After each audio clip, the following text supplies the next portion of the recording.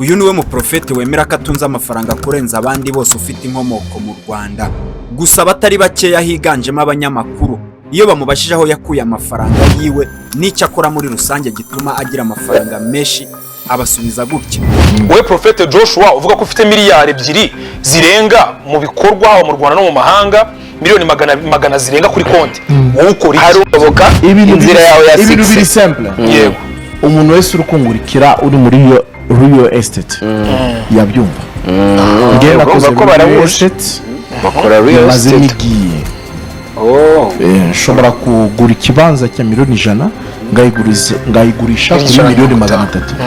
Ni ibintu biri simple. Nshobora kugura ikibanza cya miliyoni 200 Nyarutarama ngayigurisha miliyoni 500 cyane. So niwambaza aho ngura amafaranga kubera icyo ngura kirumvikanye. Cereka umuntu utari muri real estate ni ushobora kumbaza kabiri. Ndakeka ko kigize cyumvikana. Oya nimba abandi bantu batandukanye higanjemo abasesenguzi haba mu myidagaduro ndetse no mu iyobokamana bo ntago ariko babyumva, bafite ukuntu babifata ndetse bakagira n'icyo babivugaho. Ubundi hari inkomoko y'amafaranga ubona umuntu gaheruka ni ibintu bitatu byihuta dufatira cyangwa akaba afite ruswa bitewe n'icyo akora. Ni ruswa, gucuruza abantu, intwaro, ibiyobyabwenge cyangwa imitwe y'iterabwoba. Ibyo bintu bitangusanze bitarimo. Akaba wenda afite uko agenda akirira ruswa n'ahandi. Mushaka uko mumugenza mu kubite mukuru amatwi mwogoshe mubwire bati uzongera kubyina nabi ku mafaranga yacu tugukwega amatwi murebe iby'amategeko avuga byose.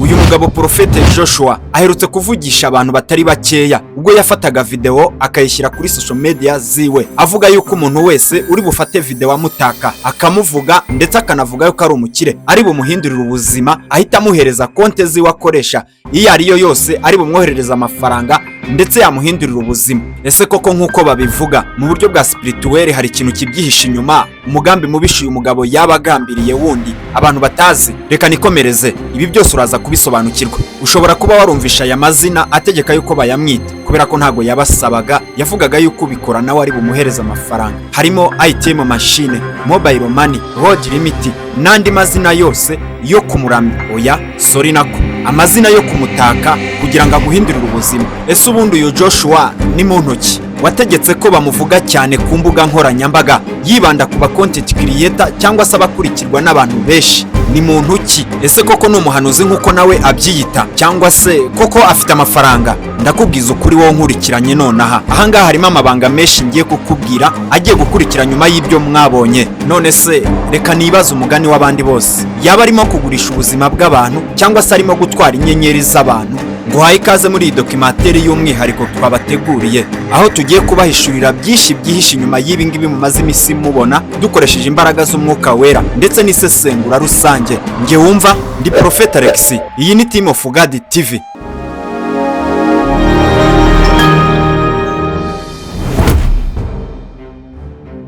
Prophet Joshua nzamuhora newe reka mubwize ukuri kubera aya mafaranga ndamusenga Prophet ni umukire wa mbere mu Rwanda. ni ukuri kw'Imana ntago ndi bwambara nta nubwo mva muri uyu muhanda.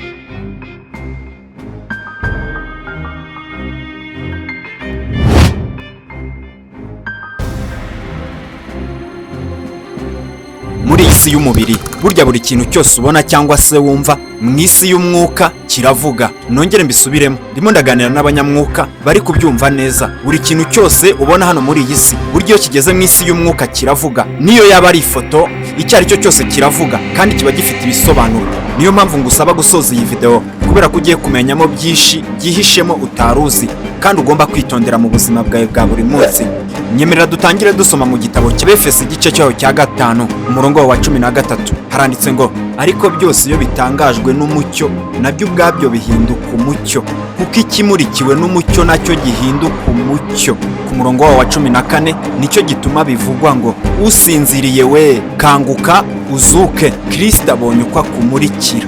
Wowe dutangiranye iyi video ndetse tugeranye hano muri iki gice urasoza iyi video Imana ikumurikiye kubera ko ugiye kumenya byinshi utaruzi. Imana igiye kugukora ku maso ndetse n'umutima wawe unyeganyege umenye byinshi warebeshaga amaso yawe y'umubiri ariko mu buryo bw'umwuka byo byavugaga.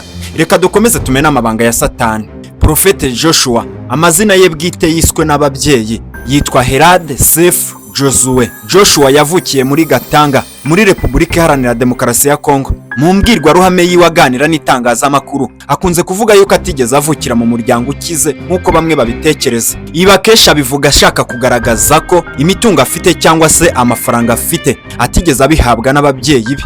Joshua papa we yari umwarimu hano mu Rwanda, mama we ari umucuruzi usanzwe. Gusa nubwo bimeze bityo avuga ko yabayeho mu buzima bubi bikamuviramo gusonza bikabije. Prophet Joshua muri speech ye yivugira ko ubwe yigeze gusaba yuko bamufunga akajya muri gereza kugira ngo akunde abone ibyo kurya, ariko ntibyamukundiye. Ubwe ati hari igihe kubera inzara nigeze kuruka nkaruka amaraso. Joshua mu mbwirwaruhame ze yivugira ko igihe umubyeyi we yari amutwite bamuhanuriye ko azabyara umwana udasanzwe ukomeye kandi w'umuhanuzi. Ibi ngibi birakumvisha neza ko izina Prophet ariho yarivanye amaze gukura. Uyu Herade Sefu amashuri y'abanza n'ayisumbuye atigeze agira amahirwe yo kuyasoza, yize mu gihugu cyavukamo muri Repubulika Iharanira Demokarasi ya Kongo. Gusa icyo nakubwira, mu mwaka wa 2004 nibwo yaje gukomereza amashuri ye mu Rwanda, aho yize Gikondo mu mujyi wa Kigali. Birumvikana neza ko yabifashijwemo na se, cyane ko yari umwarimu hano mu gihugu cy'u Rwanda. Gusa nubwo tuvuga gutyo nakugomba kukamenya, papa w'umubyara yabaye umwarimu hano mu Rwanda imyaka igera kuri 38 yose. Uyu mugabo Sefu benshi iyo bamubajije aho akomora ubutunzi bwe avugana n'akamwenyu kenshi ku bantu bamuzi. Muri interview ziwe haba huzuyemo ubwishongozi bwinshi cyane, akababwira yuko guhera kera akiri umwana yari umucuruzi. Ibi ngibi ni naho abonera gutangaza yuko yarenze izina bamwita yuko ari umukire, ahubwo bagomba kujya bamwita umuherwe. Gusa nanone iyo bakomeje kumubaza neza aho igishoro yagikuye, akunda kuvuga yuko amafaranga ya mbere yayahawe n'umumama cyangwa se umudamu bahuriye mu ivugabutumwa. Ati nge amafaranga ya mbere nayahawe maze kubwiriza. Umumama yararize ati igihe wari uri kubwiriza nabonaga ari umuhungu wanjye Jerome. Birumvikana ko uyu mubyeyi yari afite igikomere gikomeye cyane cyo kubura umwana we, ishusho y'ikami imugarukamo. Uyu mugabo yarimo atanga ubuhamya bwe mu gushyenga kwishi, ariko nanone kubabaje agenda agaragaza ko yari afite urukweto rumwe bari baritiriye cyangwa se barahimbye ubwato bwa Titanic. Ubwo nyine nawe urabyumva, ntabwo uru rukweto rwari rumukwiriye, rwari runini cyane. Gusa ariko nanone ni icyitonderwa hano tugeze, burya amahirwe yawe ntabwo wamenya ahantu azava, kubera ko runo rukweto nubwo rwamuteraga ipfunwe nibwo rwamuzaniye amahirwe. Ndabizi ubu ngubu uhise ugira amatsiko, ariko nyemerera nyakumara, kubera ko Prophet Joshua ubwo yarimo arabwiriza, uyu mumama yarebaga urukweto rwiwe akabona n'urukweto rucitse kandi rutamukwiriye. Nibwo yagize amarangamutima amuhereza $3,000 by'idolari. Joshua yivugira yuko ahangaha ariho yakuye igishoro kiwe cya mbere. Kuva uwo munsi akibona $3,000 by'idolari nibwo yahise atangira business ye. Avuga ko yahise atangira business yo gucuruza peteroli ndetse bikamuhira akanunguka cyane. Zibi gusa yacuruje, kubera ko avuga ko nyuma yaho yaje kwagura ubucuruzi bwe, ashinga iduka ryari rinini ndetse no gucuruza amabuye y'agaciro. Birumvikana ko izi business ziwe ari zimwe mu zatumye agira amafaranga kugeza ubu ngubu. Ndagira ngo nkwibutse aka kantu neza kugira ngo tugendane. Yaje mu Rwanda mu mwaka wa 2004 ku mpamvu zo kwiga. Gusa nanone mu mwaka wa 2008 yasubiye iwabo muri Kongo, aho yongeye kugaruka mu Rwanda mu mwaka wa 2012. Nyamuneka niba uri mushya hano kuri Team of God TV, ndakwibutsa gukanda subscribe, nawe ujya mu muryango mugari wacu. Reka dukomeze. Ikindi kandi twakubwira utaruzi, mu mwaka wa 2013 nibwo Joshua yaje gushinga urugo n'umunyarwandakazi basezeranira ku Muhima, aho ngaho hari mu mwaka wa 2019. Birumvikana ni mu mujyi wa Kigali. Uyu mugabo nyuma Imana yaje kubaha umugisha, aho babyaranye abana bagera kuri 4 we n'umufasha we. Mu mbwirwaruhame za Joshua agenda avuga ko yazengurutse ibihugu byinshi bitandukanye bya Afurika, ari nako agenda ashora imari. Birumvikana abarimo arasobanura aho yakuye imitungo ye ndetse n'amafaranga kuri ubu ngubu afite. Gusa nanone aganira n'itangazamakuru aribwira ko ibyo babona ari bikeya, kubera yuko imitungo ye myinshi ayifite mu gihugu avukamo cya Repubulika Iharanira Demokarasi ya Kongo. Akomeza avuga ko mu Rwanda naho yahashoye imari, aho avuga ko afite imodoka zigera kuri 6 kandi buri modoka imwe mu kwezi imwinjiriza miliyoni zigera kuri 4 z'amanyarwanda. Ahangaha ni naho ashingira avuga ko batagomba kumwita umukire kubera ko yarirenze iryo zina, ahubwo bagomba kumwita umuherwe kubera yuko izi modoka bumva ari agatonyanga mu nyanja kure cyane y'imitungo afite iwabo mu gihugu cya Kongo. Iyo benshi bamubajije impamvu akunda gusesagura amafaranga, harimo kunywa inzoga zihenze n'ibindi byinshi, harimo no kwirimbisha agura ibintu bihenze kandi yerekana ko afite amafaranga, harimo kumuvuga agatanga amafaranga kuri bamwe. Joshua asubiza ashize amanga cyane ati nta muntu bajya bajyana irusororo ngo bamujyanane amafaranga yiwe cyangwa se n'imitungo ye. Ati ubwo rero ngomba kuyarya nkiri muzima, nkishimisha, nkanezerwa igihe nkiriho. Prophet Joshua ati ikindi kandi navuga, mpamya ko habaho itariki yo kuvuka gusa, ariko nta tariki yo gupfa ijya ibaho. Uyu munsi wagenda, iyi segonda wagenda, ariko se koko izi mbwirwaruhame zose ziwe ni ukuri? N'ubu ngubu nturasobanukirwa, wowe unkurikiranye ntabwo uramenya ukuri kwa nyako, kubera ko ntabwo turanzika ngo twimbike tujye mu mabanga duhishure byinshi biba bihishwe dukoresheje imbaraga z'umwuka wera. Imana iguhereze umugisha wo kubyumva. Kugeza iyi video tuyigeze ku musozo, kubera ko aribwo uri busobanukirwe byinshi n'impamvu twakoze iyi documentaire. Gusa nshuti y'Imana wowe unkurikiranye, reka nkubwire ijambo utaruzi. Niba koko ari Prophet Joshua, bivuze ngo ni umuhanuzi. Umuhanuzi ni umuntu ukorera Imana. Ntabwo iyo umuntu agiye gupfa abiyoberwa. Umuntu w'Imana iyo urupfu rugiye kumutwara, Imana iramuteguza, imuha umunsi ndetse nawe akitegura. Ariko we avuga yuko atazi igihe azapfira, ahubwo azi igihe yavukiye. Nyabuneka ntucikwe ndetse usoze iyi video ugeze ku musozo, kubera ko hari byinshi ugiye kumva. Joshua Sefu uyu nguyu yatangiye kumenyekana ahagere hano mu gihugu cy'u Rwanda, aho yitabiraga ibitaramo byinshi bitandukanye by'abahanzi. Gusa urumva ko harimo urujijo, ntabwo yakwitabira ibitaramo gusa ngo arusheho kumenyekana ngo tube turi kumuvuga ubu ngubu. Birumvikana ko hari ikidasanzwe yakoraga. Ushobora kuba nawe witabira ibitaramo bitandukanye, harimo gospel, harimo secular n'ibindi byinshi, ariko ntabwo ariko wamenyekanye. Joshua igitaramo cyose agezemo agerageza uburyo ki akoramo agashya, kandi agashya nta kandi atanga amafaranga. Yagaragaye aho agenda yanyanyagiza, agenda yaterera ku bantu. Uyu ni umuco w'iwabo muri Kongo. Bantu banjye mwe nimunyemerere nimuke, nsubike cyangwa se nitse, ngende nimuke mbabwire byinshi, tubumbure igitabo cya Bibiliya. Ibi byo ni birebire, inkuru ze ni ndende, ariko icyo tuba tugamije ni ukugira ngo ukuremo iyi message yawe, wumve icyo Imana ivugana nawe muri iyi documentaire. Niyo mpamvu tuba twabanje kuvuga amateka y'umuntu, kugira ngo tugaruke tubabwira byinshi Imana ibihishuye muri ibi byose muba mubona. Tumenyereye ko umukozi w'Imana, by'umwihariko umuhanuzi, aba afite imyitwarire imuranga nk'umuntu utumwa n'Imana, afite intama ashumbye.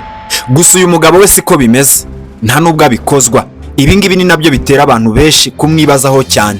Muri bimwe bituma abantu bamwibazaho harimo kubanywa inzoga, akaba ajya mu tubyiniro dutandukanye. Birumvikana ibi ngibi nibyo bashingiraho bavuga ko abeshya atari umuhanuzi. Ese ubundi wowe ahangaha tugeze ubyumva gute?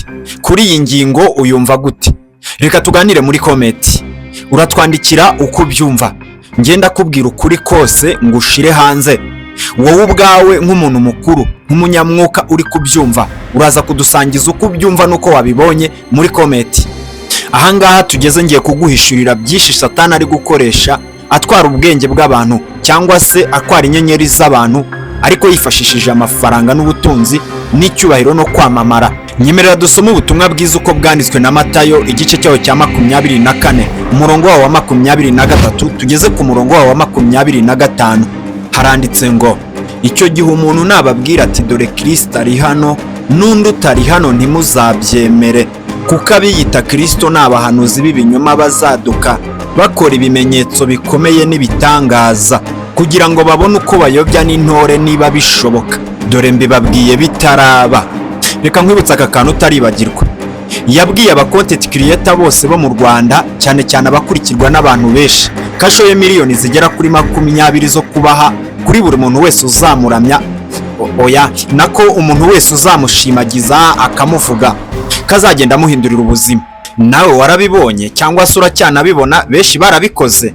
Ibuka nanone uriya murongo dusomye biriya byose byahanuwe mbere y'uko ubona ibi byose biri kuba hano kuri iyi isi igenda iduhindukana. Reka nkubwire neruye, nta kabuza aba bose niwitegereza neza uko babikoze n'amabwiriza bari bahawe, babikoraga barimo baramuramya ndetse banamusingiza. Ibi ni ibintu bikorerwa Imana gusa, nta mwana w'umuntu cyangwa n'ikindi cyari cyo cyose kibajwe kigomba gupfukamirwa cyangwa se gusingizwa. Niwibuka neza aho dusomye buriya buhanuzi twasomye butubwira ko ibyo byose bitaba bivuye ku Mana. Ese wowe nkurikiranye nonaha uribaza ko ibi ngibi byavuye hehe? Reka nkumenere amabanga ngusobanure nguhishurire byinshi. Nyemerera dusome uyu murongo, Timoteyo 6 umurongo wa 10 tugeze ku wa 11. Haravuga ngo kuko gukunda impiya ari umuzi w'ibibi byose.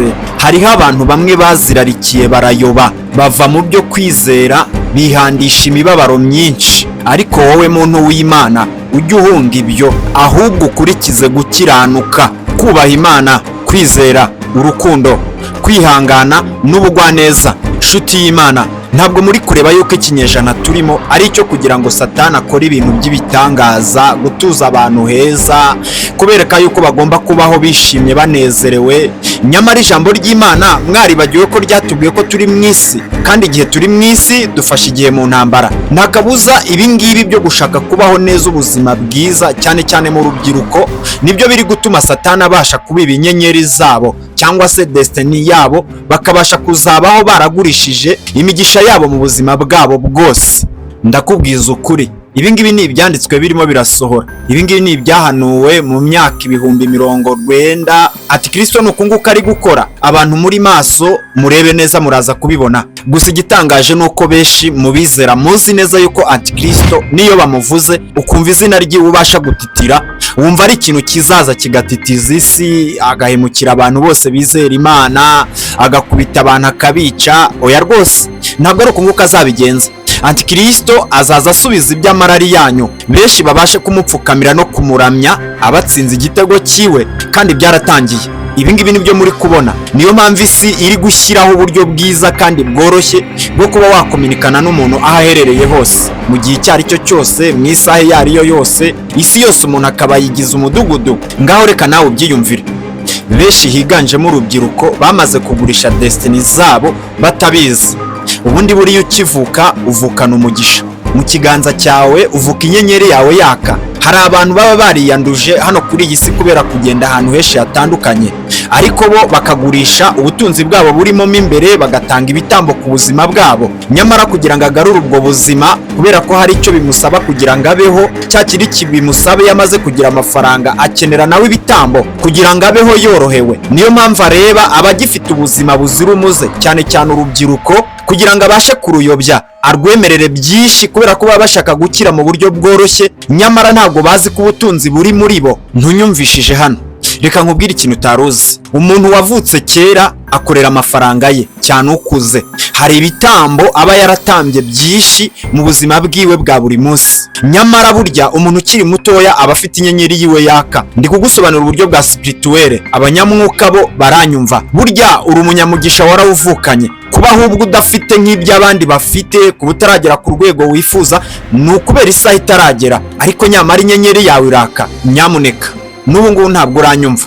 Reka mvuge neruye. Muri make hari abantu benshi bari kugenda hano muri iyi sanzure cyangwa se muri iyi si ari abambasaderi ba Satani, bari gushaka abayoboke, cyane ko urubyiruko baba bakiri batoya. Ni abantu baba bagomba kubaho imyaka n'iyindi, nibo bantu baba bagiye kubaho igihe kirekire. Niyo mpamvu Satani ahera ku rubyiruko. Muri documentary ndacyaguhishurira byinshi, icyo nkwisabiye ntujye kure. Nubwo tuganye ku musozo, ariko aya magambo ngiye gushyikaho cyangwa se aya ngiye kuvuga bwa nyuma niyo akomeye cyane. Dore uko Satani arimo kwiba inyenyeri z'abantu. Wowe uri kunyumva, nshobora no kuvuga inyenyeri ntubusobanukiwe icyo ari cyo, ariko uko ugenda udukurikirana hano kuri Team of God TV uzagenda usobanukirwa byinshi mu buryo bwa spirituel. Reka dusome igitabo cy'ibyahishuwe, igice cyaho cya 12 umurongo wa 4. Haranditse ngo umurizo wacyo ukurura 1/3 cy'inyenyeri zo ku ijuru, uzijugunya mu isi. Icyo kiyoka gihagarara imbere y'uwo mugore waramukwaga, kugira ngo namara kubyara kirya umwana we kimutsotsobe. Burya umuntu wese avukana umugisha, ariko Satani ukivuka aba ashaka kugira ngo agutware umugisha wawe, ariwo ya nyenyeri twavugaga. Ujye ukora ntibyemere, urubyaro rwange, muri make ubeho muri stress, bityo Satani abone uko agushukisha ibyiza, ibyo ukeneye n'ibyo ukennye, kugira ngo abashe kukuyobora uko yishakiye. Niyo mpamvu burya Imana yahaye uburenganzira Satani, ariko hari uburenganzira itamuhaye kuri wowe. wowe ubwawe wifitiye amahitamo, wowe unteze amatwi. Niyo mpamvu Satani atazakujyana ku gitugu gusa, ntabwo azaza ngo aterure agende, oya. Imana se yaba ikitwa Imana? Imana irihagije kandi ni inyembaraga, ahubwo Imana yaguhaye ubwenge bwo guhitamo ikibi n'icyiza. Kugira ngo Satani akujyane nuko nawe ugomba kuzagira amahitamo yawe ukamwemerera. Niyo mpamvu iyi si ya none ibintu byose biguruka, ibintu byose ubona bigaragara nk'aho uri kubona ubutunzi mu buryo bworoshye, nyuma y'icyo kintu haba hari ikindi kintu gisa umukara wowe utari kureba, ariko ubwo uri bumare gukandagizamo ikirenge aribwo uri buhure n'ingorane. Rubyiruko, bantu mukiri batoya, ndagira ngo nkubwire ngo uri umunyamugisha kuba uriho, kuba ukiri muto, kuba ufite skills, kuba ufite igihugu cyiza nk'u Rwanda rwacu, aho waba uherereye hose. Ndagira ngo nkubwire ngo identite yawe guhera uyu munsi yihindure Kristo. Nukunda kumva ibya Yesu, ugakunda gusoma ibyanditswe, ugakunda kwicisha bugufi no kutagendera mu kigare ndetse no gushishoza, uzajya wumva ijwi ry'Imana ari kuganiriza, kandi niyo Imana izakuyobora. Tugana ku musozo, nyemerera nongere nguhishurire ibanga rya nyuma, nkubwire icyo ugomba gukora, nkubwire n'icyo ugomba kwirinda. Dore uko bakora abambari ba Satani. Abantu bahisemo gukurikira Satani iyo bashaka gutera imbere cyangwa se kugira ubutunzi, igitinyiro n'ibindi byose, bajya mu bapfumu gushaka izindi mbaraga zibaha ibyo byose. Icyo utaruzi ni uko kugira ngo ibyo byose babigereho, harimo abasabwa ibitambo by'abantu runaka, umubare w'abantu runaka. Nibwo uzabona umuntu ashobora kwikora ku ikofi ye agatanga amamiliyoni yiwe, akemera akayatanga rwose ntacyo yitayeho, ariko abaza harimo arashora yuko azunguka, wowe ubwawe ukagenda ibintu wabigizemo uruhare mu buryo bumwe utaruzi cyangwa se waruzi, kubera ko iyo nicyo isi yawe. Utagira ngo nabyibagiwe ibyo kwerura. Reka tugaruke kuri Joshua. Harimo benshi basubiragamo izina rye bamutaka, nyamara barimo baramuhimbagiza. Ibi byose turimo turagereranya no kumuramya, ariko mwibuke haranditse ngo, reka dusome Gutegeka kwa 2 igice cyawo cya 5 umurongo wa 9.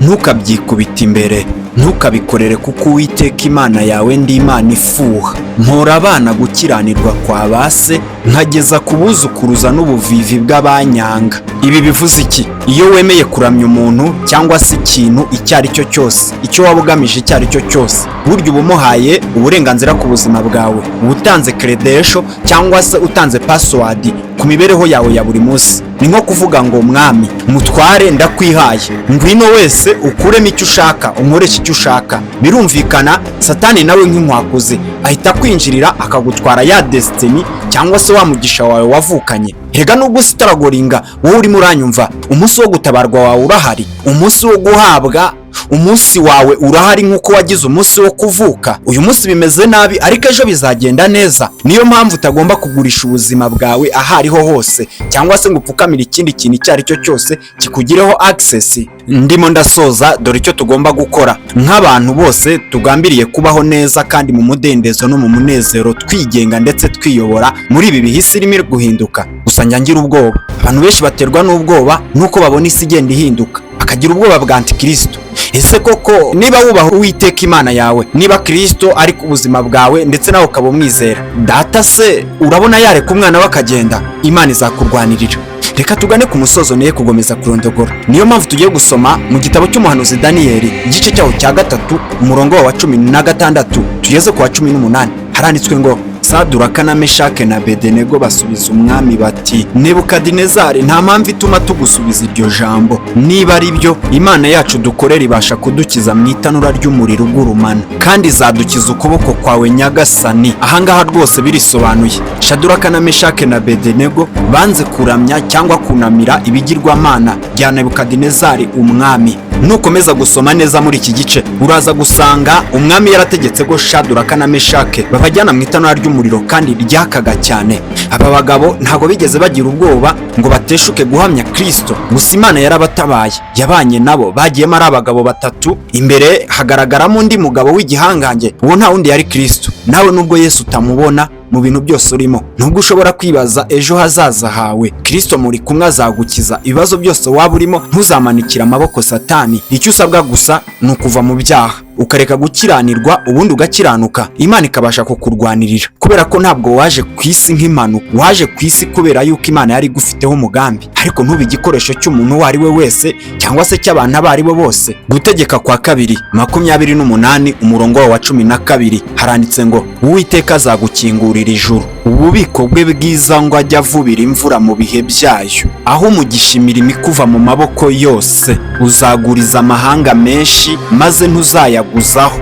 Ndagusaba niba uri mushya hano twiyungeho, ibi ngibi urabikora ukanze subscribe, uraba ugiye mu muryango mugari w'abatimu Fugadi TV, uzajya uhora ukurikirana ibiganiro byacu cyangwa se documentary zacu uko tuzishyizeho, zuzuye ubuhanga ndetse n'ubudahangarwa mu buryo bwa spirit, nawe ubashe kuzamuka uhora uvugana n'Imana uko bwije n'uko bukeye, duhore tuguhishurira byinshi bihishwe hano muri iyi si. Ndabashimiye cyane mwebwe twabanye kuva iyi video itangiye kugeza inasoje, ndabararikira kugira ngo mujye muhora mudukurikirana n'ubundi mu kanya turi bwongere. Njyewe wumva ndi Prophet Alex, mbahaye ikaze kandi ndabakunda cyane.